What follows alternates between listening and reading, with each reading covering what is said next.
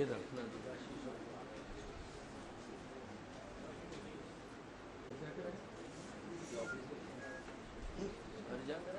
नहीं जी इसलिए क्लियर हो गया पहला मैटर तो बहुत मामला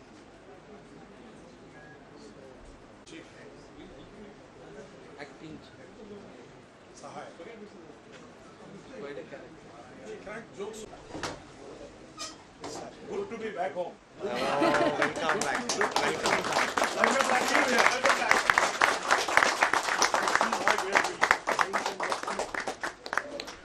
You are still there and here. this is where I belong Great.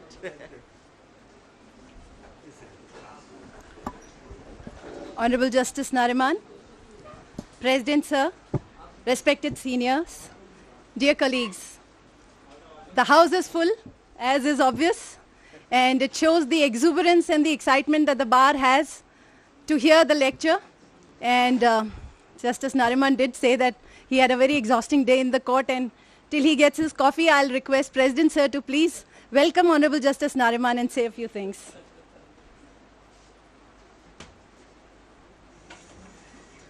First, you must. May I request Aishwarya ji to welcome Justice Nariman with a bouquet of flowers, please. And I want a ovation for Justice Nariman.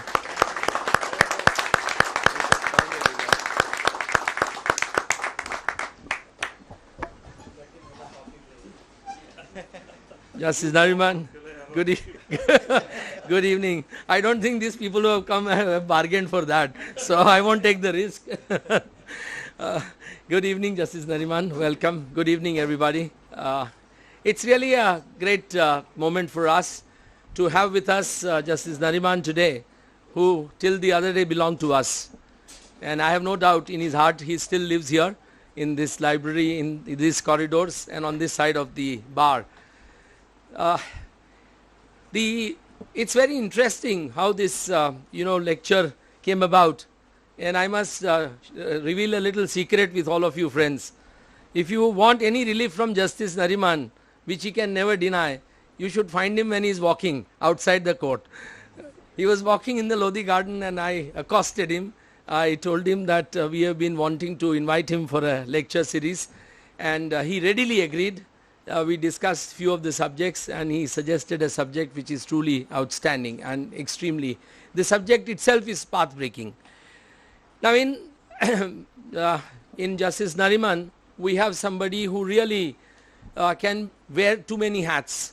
He not only was an outstanding lawyer, and I have no doubt that in this short span, he has convinced all of us that he is going to be one of the most outstanding judges on our bench. But there are many other qualities that he has, and many of you may be aware about them. If he was not such a great lawyer, a great judge, he would have been perhaps a great musician. He would have been perhaps a equally great religious leader and a preacher. He would have perhaps been a great historian. All these things Justice Nariman combines in himself, and that's something which really makes him a very special judge. On legal history, I can definitely vouch, having shared, I think, thousands of coffee cups over our canteen tables, that the legal history that he knows about, not only for India, but in the United States as well as United Kingdom, is absolutely unbelievable. And with his elephantine memory, he just doesn't miss anything, including which judge had what kind of a character, what kind of a life, perhaps what drink he had and what girlfriend he had. So, so Justice Nariman truly is a legal historian in that sense. Today's subjects, friends, is one of those subjects which he can only, and he perhaps is the only authority who can enlighten us on this extremely interesting subject. We all, deal with laws all the time. We all deal with judgments and journals and all that. But we really don't know what goes behind this, in the corridors of the judges' chambers. And this is very important, how law is molded, how over centuries or last at least 200 years, how judicial system has functioned in countries like England and United States as also in India. And that's something which we really all must know. I mean, young and old, all of us must really be aware about that. So today's evening promises to be a very, I would say, very enlightened evening.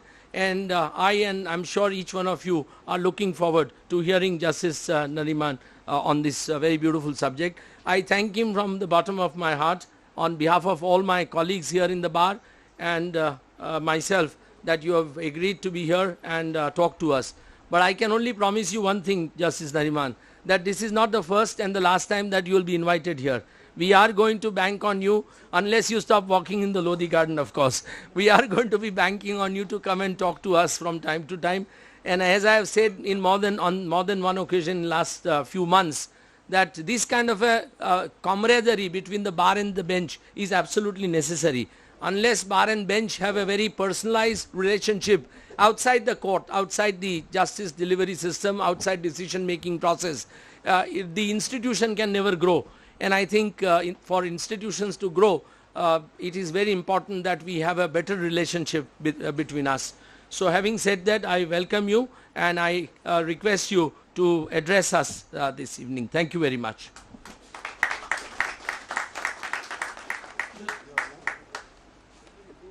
Come.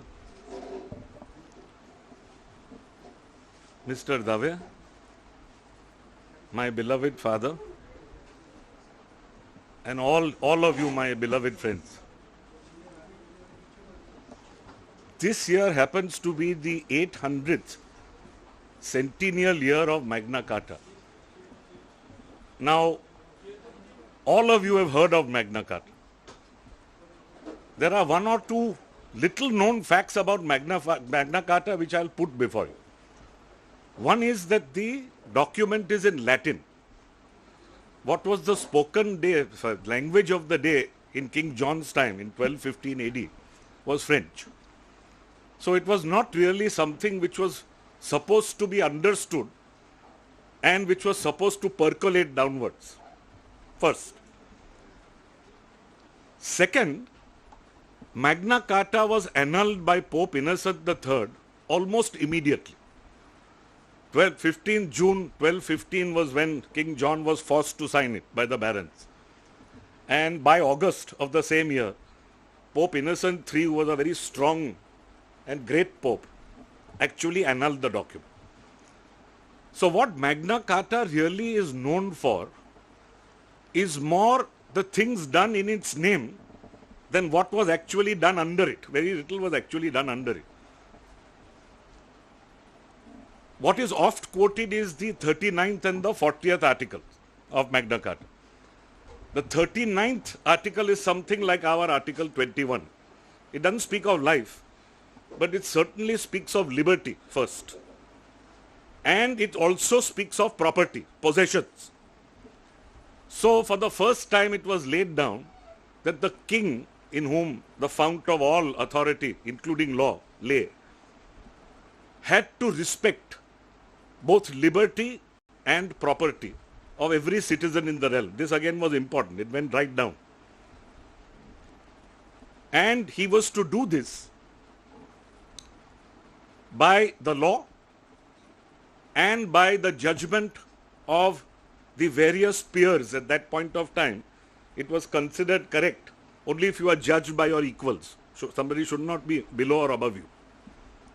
This was the 39th article.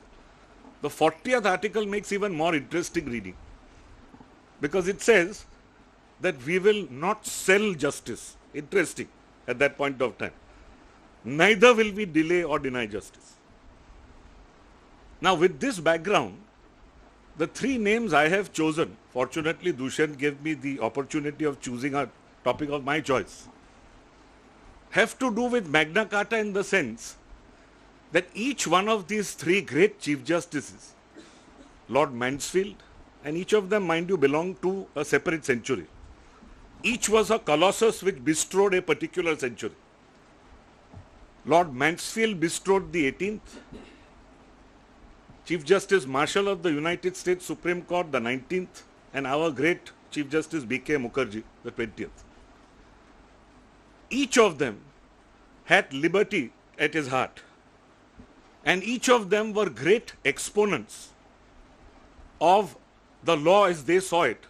Lord Mansfield of the law merchant, because at that point of time it was commerce which was predominant. Chief Justice Marshall of the Constitution, of the then new Constitution of the US, and Chief Justice Mukherjee of our new Constitution at the time, that he laid down his great decisions. Coming to Lord Mansfield's first, he was a remarkable man. He was a Scotsman, William Murray by birth. And he was a person who was Solicitor General and Attorney General. So he was a law officer for about 12 years, till 1756. At the time, it was important that the Attorney General be first asked to become Chief Justice of the King's Bench. And Lord Mansfield was so asked. He accepted. And he reigned over the King's Bench, actually reigned for 32 long years. He, in fact, built the commercial law on which all of us rely even today. What was important was, and it was called the law merchant at the time, that the law should follow the merchant and not the other way around. He had great practical wisdom, quite apart from his relying upon principle. He used to always ask for principle. Case law didn't matter to him. Now, the law followed the merchant in a very practical way. And the illustration I'll give you at the moment will show you how practical this great man was. There was a person who was to be governor sent to Jamaica. And as governor, he was to combine all the three so-called the separation of powers doctrine that we know today. He was to combine all three in them. And Lord Mansfield's advice was asked for so far as the judicial department was concerned. Lord Mansfield told him, do exactly as your heart and your head tell you. But be very careful. Don't give reasons. Because if you give reasons, you are bound to be wrong, but your conclusion is bound to be right. Now, it was this practical advice that he gave that this particular governor of Jamaica that actually constitutes the law merchant as we know it today. Why do I say this? First and foremost, he infused morality into the law. This is very important. In those days, you had to have present consideration for a contract. You couldn't have past consideration. Least of all, you couldn't have no consideration. Now, suppose somebody, when he was no longer a minor and became 18, gave a promise and said that I will actually honor a particular debt that was made during my minority. Lord Mansfield said, that is something which is in the nature of a promise. It may not be a contract yet, but it forms a kind of estoppel.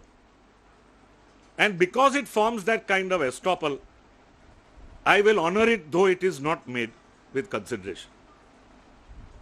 Now, things like this were very unusual in his time, which is why he was regarded like Lord Denning in our day as a very unusual judge. Another thing that we take for granted today is what Lord Wright said in the classic judgment of Hillas versus Arcos, which is reported in 1932, and which only stated something that Lord Mansfield said for the first time in the 1760s. And what he said was that businessmen often make agreements in extremely clumsy language. But that doesn't necessarily mean that there is no agreement.